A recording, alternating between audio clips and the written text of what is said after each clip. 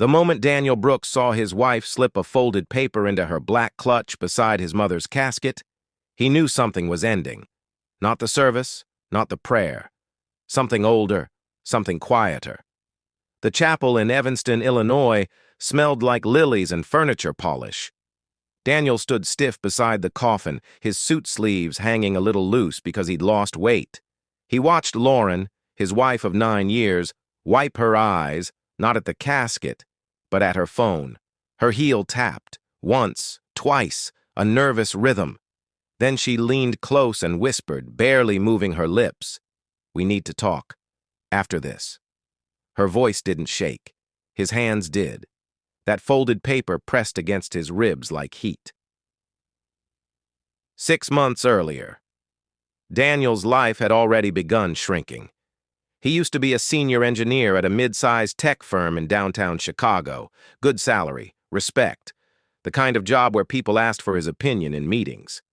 Then the layoffs came, quiet emails, polite smiles, a cardboard box. Lauren didn't scream. She didn't cry. She laughed. "Seriously?" she said, arms crossed in their suburban kitchen. "At your age?" Daniel stared at the ceiling that night, counting hairline cracks, listening to her scroll on her phone. He took contract work, night shifts, freelance debugging jobs that paid in delayed invoices. He cooked, cleaned, drove her Lexus to the office while his own car sat unused. At a dinner party in Naperville, Lauren's friend joked, "So you're the house husband now?" Everyone laughed. Daniel smiled too. He always smiled. But later, alone in the guest bathroom, he gripped the sink until his knuckles turned white. He swallowed the heat behind his eyes. He told himself it was temporary. He told himself marriage meant seasons. He didn't tell Lauren that he'd started spending mornings at St. Anne's Community Center on the South Side. He didn't tell anyone. It started the day his mother, Ruth Brooks, collapsed in her kitchen. Hospital lights, beeping monitors, the smell of antiseptic.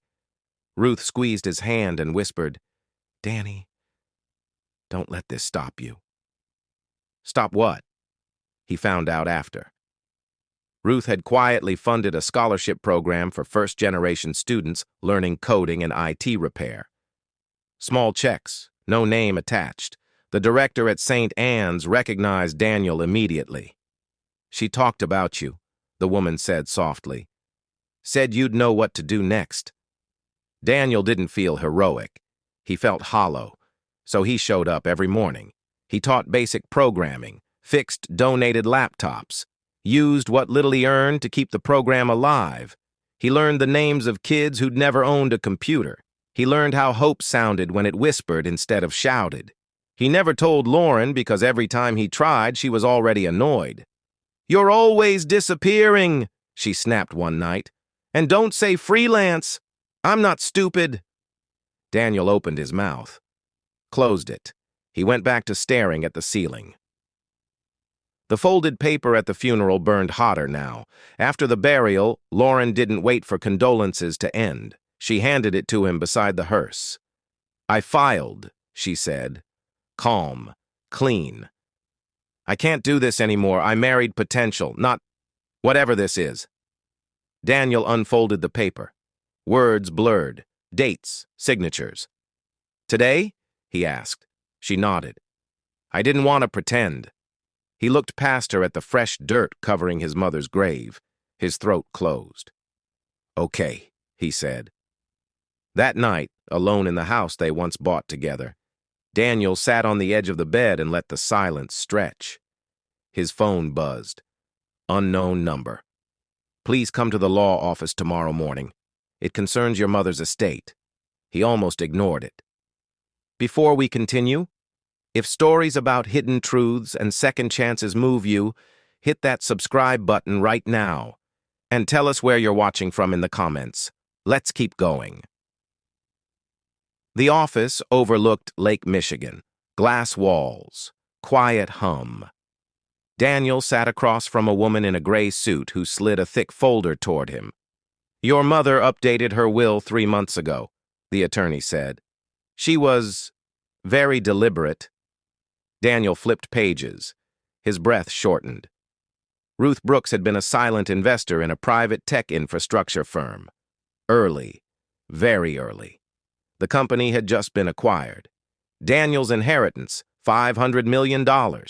He laughed once, a short, broken sound. There's more, the attorney said gently. The scholarship fund, the community center, the laptops, all documented, all intentional.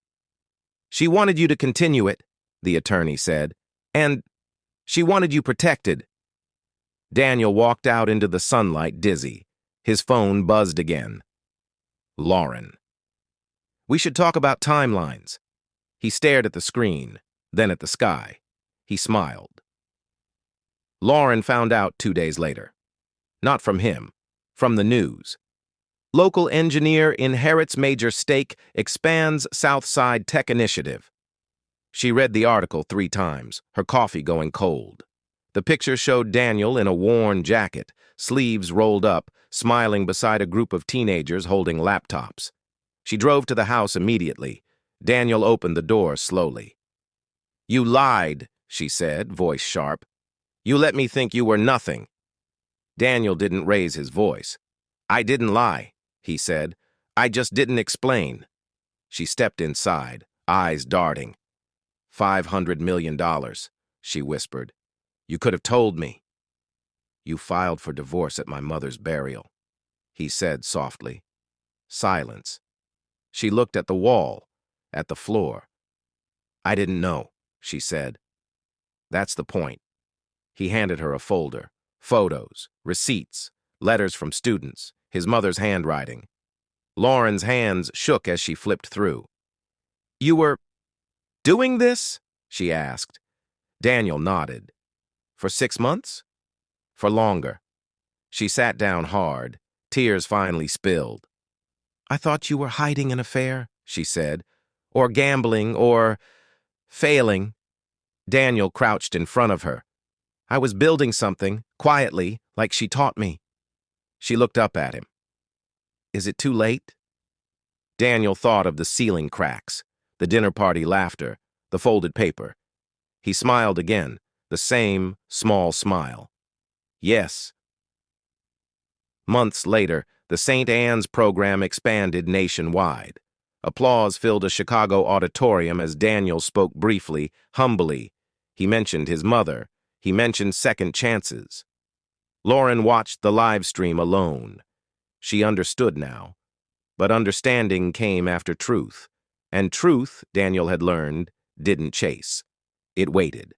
Inspired by true life events, with details changed for storytelling, this is a reminder.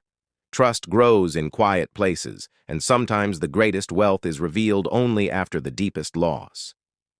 Daniel smiled and kept building. If this story touched you, even a little, take a second to show some love. Hit the like button and check out the channel for more videos. It helps these stories travel.